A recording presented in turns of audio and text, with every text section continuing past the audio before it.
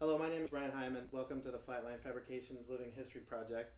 Today from Hillsboro, Oregon, we're very excited to have World War II Holocaust survivor and published author Wiener. Have you ever returned to your hometown or your birthplace? I did. After the liberation, as soon as I regained some strength, I went back to home, to Poland.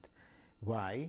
Because the only way to find out if somebody survived in those days was to go back to your hometown and see anybody who survived is going to show up. There were no computers. Right. And even the Red Cross couldn't provide you with any reliable information who survived and who didn't, especially in those first few months. So I did go back there in August 1945. I went to my apartment.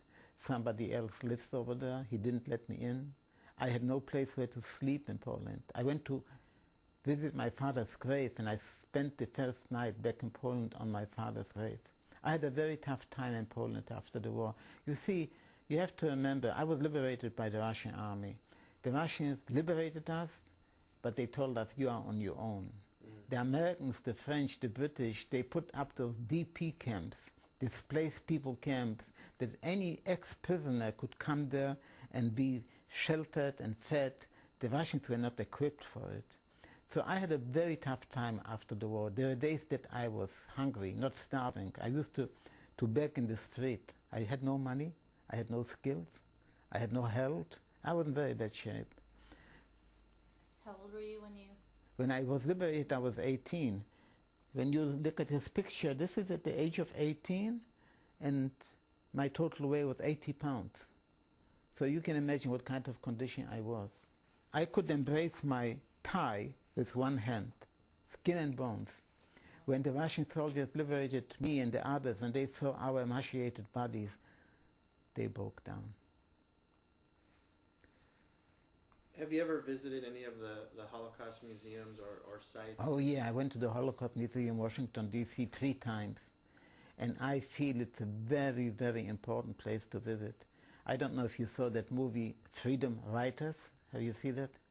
I have not seen it. Well, it's a very important movie to see. It is a true story by a teacher in Los Angeles or in San Francisco. I do not remember exactly. But this is, she had a class with very tough kids who have been already involved in violence and drugs. And she asked her students once that anybody of you heard about the Holocaust? Not even one of them.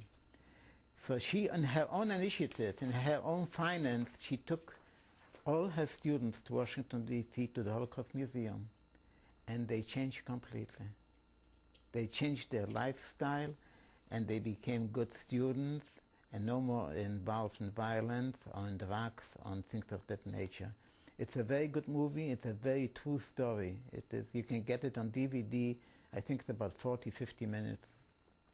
I would have to admit myself, I've been to the Holocaust Museum in Washington, D.C., and it's probably, to me, it was probably one of the scariest places I've been, but it was also one of the ones that opened my eyes the widest. And you know something? It's done in so good taste. When I came in and I saw it, I gave so much praise to the architect who was an American. He didn't live there. Right.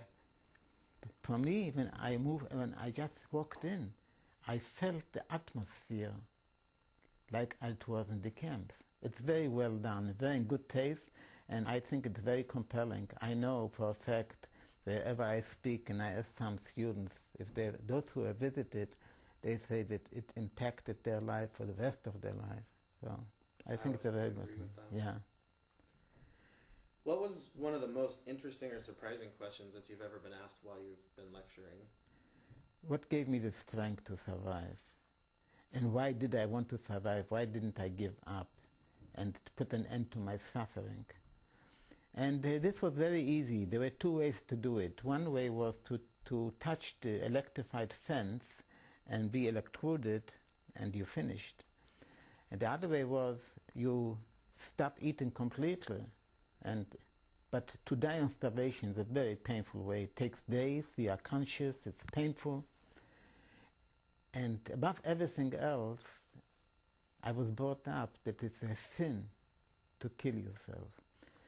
In other words, the God is the one who's going to determine how long you are going to live. And then maybe I was a coward. I didn't have the guts to kill myself. I mean, I was a young boy. It is frightening. Yeah. Well, and we really appreciate you taking the time to talk to us today. And I just have one last question.